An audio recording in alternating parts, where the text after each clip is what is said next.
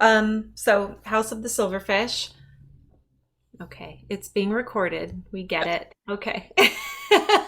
House of the Silverfish. Oh, my darling daughter Naoma actually designed the cover. So if everyone wants to appreciate the beautiful cover art that she did for that, it's only fair because I use her life for my poems all the time. So it was nice that she could actually contribute to the book. Um, yeah, so I just have a selection of poems. I feel like this first one, I have a few poems where I have mythological women performing kind of mundane domestic chores. And this one just seems appropriate for right now with the Roe versus Wade stuff. So this is called Eve Picks the Apples, and it's actually the first poem in the book. Eve picks the apples. Fecund Eden, half-bitten apples in our bellies. We did not even get to finish our feast. A coil of red, a hiss from an alphabet that hadn't been written yet. A green explosion, rainbow leaves. I tell my granddaughter some people think her period pain is God's punishment to me. What about Grandpa, she wants to know. And who would want to live without fear anyway? Without a little bite of shame?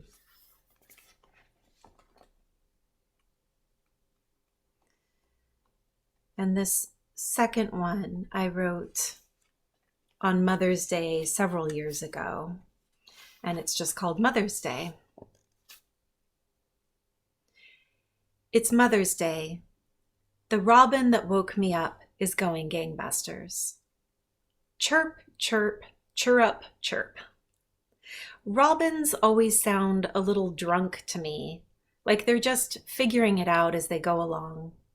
Wavery and unmelodic, and not giving a shit about the song sparrows and Swainson's thrush and their flawless, intricate flourishes.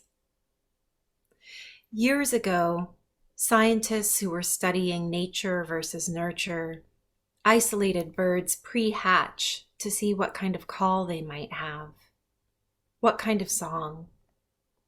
The birds hatched and never knew a mother, never saw another bird. They lived their whole lives in solitude, with only the unkindness of people for company. And still they sang. Imperfect songs for sure, sometimes a missed note or extra trill, but they all sang the distinctive song of their species without ever being taught. My mother's favorite bird was the chickadee. She chose chickadees for her headstone, 2 figures engraved in rock, a pair of granite birds atop a granite pine branch. When it rains, the water fills the lines of their bodies, their tiny wings, minuscule rivers with black beds, rainwater sheen, making the birds look like they're moving a little. Alive as long as the rain keeps falling.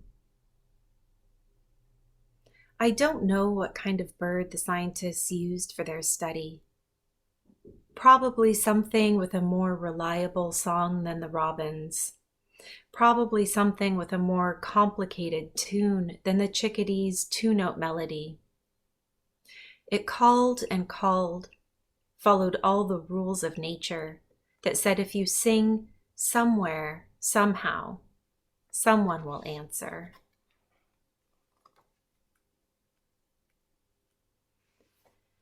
This next poem, I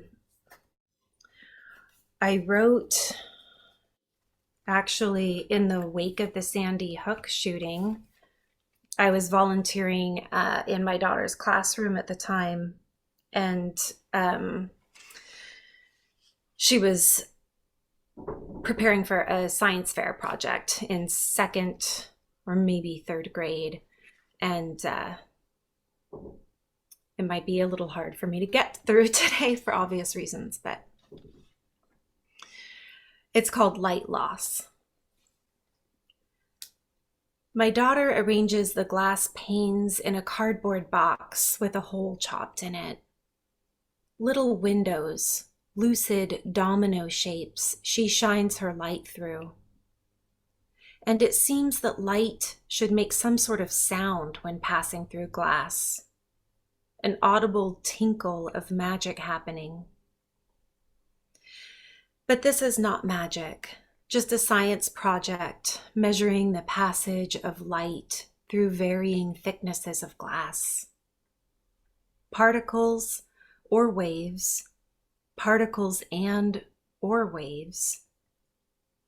How much light is lost through a square, a rectangle? How much is lost through one pane, two panes, three panes, four? Is more light lost through windows of rooms we don't want to see into? Does light have consciousness? Does it shy away from one and stream toward another? When the shades are drawn for the drill at my daughter's school, and she hides in the reading corner behind bright beanbag chairs, knees tucked to her chest so as to make the smallest smaller, does she take comfort in the rules of science and light, the beloved consistency of flashlight and pencil? The light plays along with my daughter's experiment, does the expected thing when she measures lumens with the light meter. She records diminishing numbers in the notebook under her hypothesis, more panes lead to lost light. I picture the light lost among the surfaces of glass, wandering around in particles and or waves, holding each other's hands and saying, "We will find it. We will find the way out."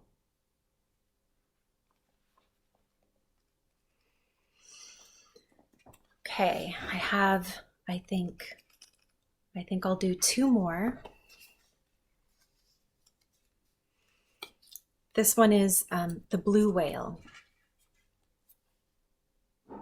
I was lamplight when night fell. I was speared and flensed, minced and melted. I was notched from upper jaw to tail fluke with your insufficient rulers. I was lather and varnish, fabric and rope. I was corset, collar, whip, and toy. You brought home my rorqual heart, displayed my boat-large parchment skull in dusty museums. You drove cars beneath my arched ribs, but you could not catch my decibel moan, my hymn to the silver path. I am barnacle coven and seaweed plantation.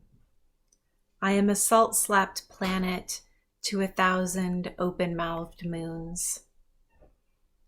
We sing louder than your engines. Despite the sonar shroud, we sing.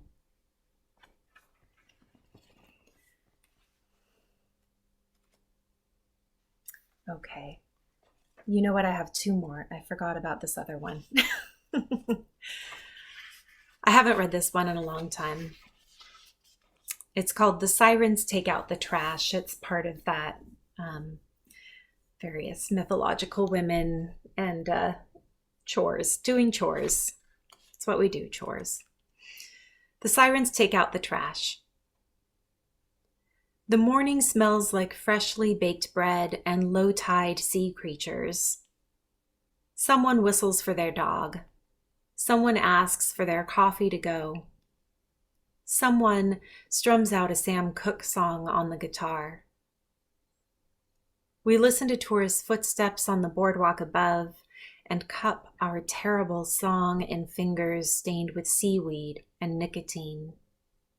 We cringe from sunlight striped across our skin and bury our eyes in sand until dusk. Float planes buzz and jostle over the water like wasps. Shredded cabbage confettis through the boardwalk cracks from fish tacos and veggie burgers. The wind tastes like oil and oysters. When night falls and lampposts blossom orange along the pier, we creep up to the rocks that used to be ours and release our voices to the wind. They're too weak now to reach far. Our song tangles in fishnets and eelgrass. It ricochets in crab pots and eddies around tide pools, rainbow slick with gasoline. We patch our voices with tar and duct tape. We tie them together with stray shoelaces. We call our longing to the fleet of commuter ferries. Cathlemet, Elwha, Hayu, Self. Family, plenty, animal, stone. Someone balls up a red and white food wrapper and casts it in the harbor. Our voices summon the rubbish. Coke bottles and buttons and plastic bags, waxed paper and nylon fishing line. The red, pockmarked faces of buoys. We used to have standards, the strong chests of kings and fishermen. Once poets brought us words and verses in golden chains. Once sailors offered us their throats. Okay, I have just one more then. It's called Something Shining Up. If it weren't for the air frothed thick with lilacs, it would feel like August. The lawn under my bare feet, still warm from the sun, even beneath the moon's round face. It's nearly 1 a.m., late for this morning, girl, but I couldn't sleep with the laundry out and rain coming. The clothespins mooring the sheets to the line are warm to the touch. The heavy white towels rough dried and stiff as sails as they lift in the growing breeze. The moon stirs in the wind like something shining up from the bottom of the ocean. It's nearly 9 a.m. in Ireland right now, an 8-hour difference between us, added to all the usual differences. We are at opposite ends of what we tend toward, you the ponderer of late nights, I the dawn riser, the packer of lunches, hair braider, toast butterer. But for now, the lunch eaters are sleeping. You are waking up, or brewing coffee, or making love to someone else. What a strange April this is. The moon warm on my back. The scent of lilacs so strong I feel them like hands on my shoulders. Thank you. Yesterday, summer, yay. And I know some of folks that have pre-ordered got theirs too, so that's very exciting. Liz and I talked a little bit about what we were going to read on this weekend. And then I went to look at the story that I was thinking I was going to read, and I couldn't find it in the book. I don't know what happened to it. It's not there. And so, so I chose another one to read, which also does have a lot to do with ocean imagery and similar themes. So I did want to say that the story I'm reading, it is, as the whole book is full of really heavy, dark material, and this story is as well. And in light of yesterday's events, I probably wouldn't have chosen this. I wasn't chosen to read fiction because I feel like, I'm not sure how I feel about it, but I tried to pick the one that was maybe most subtle with different themes of childhood. So, all right. So this one is called The Forgetting. And when I was practicing reading it, I realized I make really odd combinations of words and phrases that are really hard to read aloud. So that's my fault, but I'm going to do my best with this. She is at first the slick whack of a seal in an already dark ocean. It is only 4 p.m., but the sky is already more bruised than bright. The waves offer, then take her back, each surge flashing and undeniable. The fish belly white of arm, the sparkly fuchsia flush of dress-up footwear. It is obvious, and yet we still hope for the aquatic. We say to each other, you never know. Though we're mothers, we've never not known. We see the men in the yellow jackets down shore and signal them as arranged. We leave untouched what we are desperate to press into our chests, which are stupid with heat and heartbeat, and let the shiver of her body chill us for good. We wait, shored. Seagulls keep their distance, but chatter about who gets what first. Some keep their mine deep in their throats, more a cackle than a body giggle of the others. The men who've already forgotten the others they've rescued rush toward us in a flurry, as though the rescue on their jackets is what they're there to do. We are a mile inland when they pronounce her dead. There's nothing about what they say that hasn't already been forced from our mouths, and nothing they've seen will sour their dreams and wake them soaked with the sea of their bodies and skin flooded with the prick of panic. We find her mother at home, as advised. She stands in the kitchen mashing pears into sauce. She knows what we mean. We move quickly because we are full of a throb that threatens to burst us. She doesn't fight us, but her feet jerk with some ancient last smudge of survive. The girl's name is Meredith Maris. Her mother's Heather Hall. We add these details to the record of who is born and who dies. There is more to them than their names, and we add that information to the book of remembering. Heather loved hiking and reading books about birds and plants. She wished she married Meredith's father instead of the man she'd fallen in love with. Meredith loved catching common animals, snails, slugs, beetles, and seeing how long she could keep them alive. Heather was friendly, but not kind. Meredith was mature, but not wise. They were both loved and unloved. But that last part isn't transcribable, so no one writes it down. It is after midnight when we finish recording. Some of us go home to our children, living or not. Some stay in the center to read night into day. Some of us have people waiting up for us, or prepared to claim as much, to ask us what's wrong, even though. We lift blankets and they settle like earth around us, or grab a pillow and sleep on the couch. We climb onto bodies beside us. Most of them have already forgotten why we were out. They don't ask where or why, or they do, but they forget their question before we bother to answer. These are the men whose hands we once slapped away from the lip of our underwear when all we wanted was to sleep. These are the men that once woke early enough to make us coffee and arrange fruit into smiley faces before leaving for work and returning in time to help with dinner. These are the men who, when cleaved with the tragedy of children they couldn't manage to keep safe, chose to forget, to stay tucked into the folds of the long term, where they were the men we all thought they were strong enough to be. When we've taken what we want from them, we swear to ourselves we've made the right choices about what to keep and what to release, to dip our feet into the suffering before stepping in, when to hold under and when to surface. We think about Meredith, wonder if the outfit she wore that morning was chosen as her last. What did she say to her mother when she last spoke to her? It is our job to suffer for her mother. It's the least we can do. It is messy. It tastes and smells bad. It hurts in a way that makes us say enough.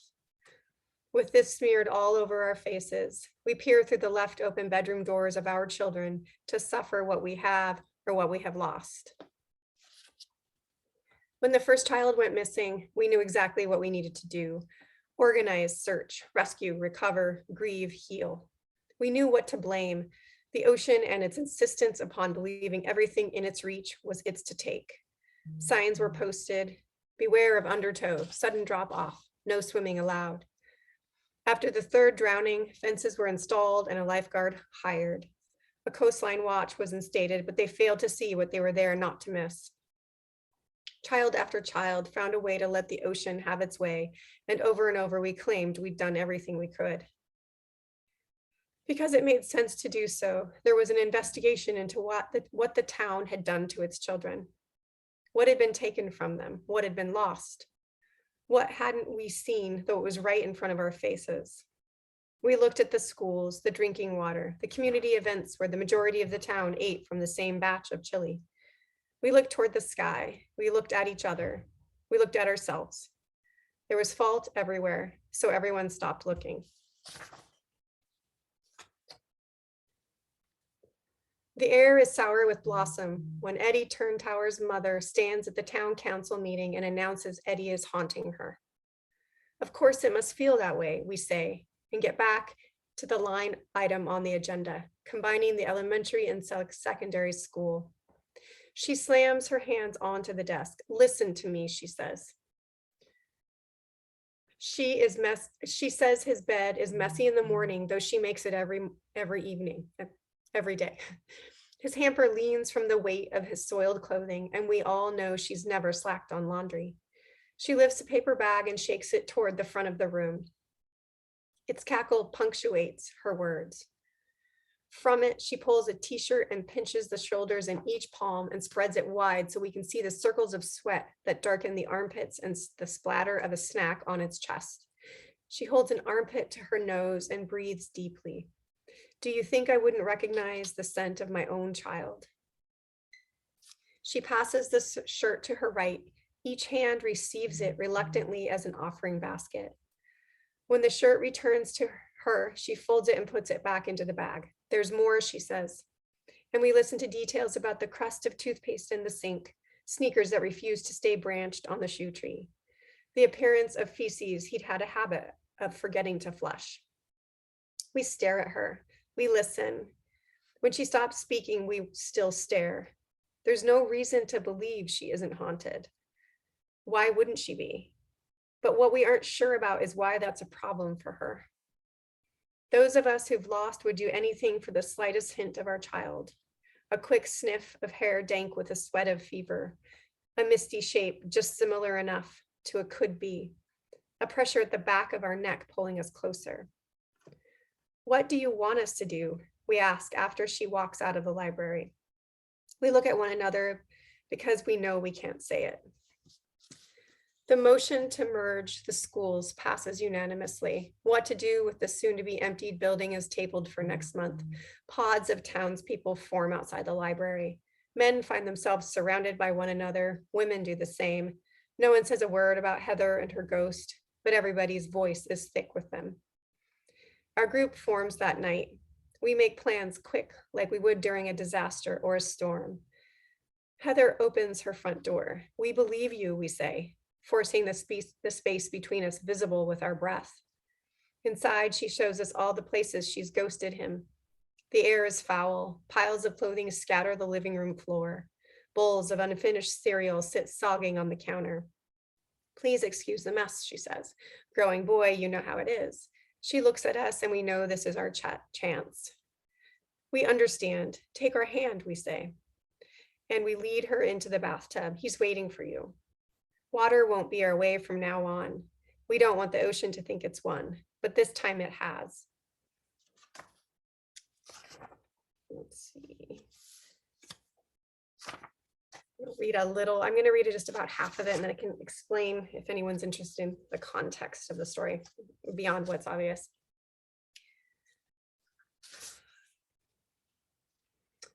Sorry, I'm just making sure this is what I want to. By midsummer, 9 children are gone. One day, Meredith becomes the 10th. 6 mothers have been reunited with their gone. The rest are with us, and we need to help them with the burden. Those that had fathers now have fathers that live in the bliss of the before. You'd have to ask them why, how. We can't be bothered with those questions when there's so much suffering to do. Our shoulders curl forward and down by our shoulders curl forward and down by the time each day is done, though we know we only breathe right when they are up and back. When we walk, we are more horizontal than vertical, and the proof of what we've been up to as debatable as daylight. Some days someone might look back and have ideas about how we could have handled this better, and they will no doubt be right. We never claim to be without flaw. It's possible Heather could have healed, a few of us have, but how long can we stomach letting someone suffer when we have the answer to their relief? 2 weeks later, a man in a skiff pulls Abigail Austin from a boulder 50 feet from the shore. She's alive. It isn't clear if she changed her mind and swam to the rock or if the rock found her. We've learned some things we just don't get. We've learned some things we just don't get to know. The men respond to the fisherman's call, but once it's clear she's alive, they take her to the doctor and call us. Abigail's mother died when she was 3 and her father is a forgetter, so it's up to us. We are told when the fisherman found her, she was bleeding from her hands and her face, and her knee was bent the wrong way. The injuries on her hands and face are superficial, but the nurse lifts the gown to show us a 6-inch bandage already rusted by the gash on her side. Abigail is unconscious, so we discuss options. Our bodies buzz and we pick at our nails and scabs or sweep speckles of dandruff from our sweaters or bend over to retie shoes or tuck things in that are better left untucked. One of us throws up and then more of us do. Machines beep and breathe as they were designed to do. The doctor says it is uncertain she'll ever wake, so we decide to carry on as if she's lost. One of us knows Abigail loves scones, so we bake some and spread the butter on way too thick. Its salty smears glisten on our lips, our chins, the tips of our noses. The butter coats our throats, so when we swallow, nothing gets left behind. Because she didn't have a mother, we don't know much about her, so we make guesses.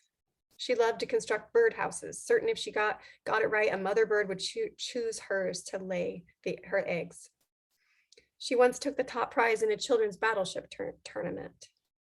She and her best friend Meredith once built a raft out of branches and twine, wedging clay into the gaps between the branches.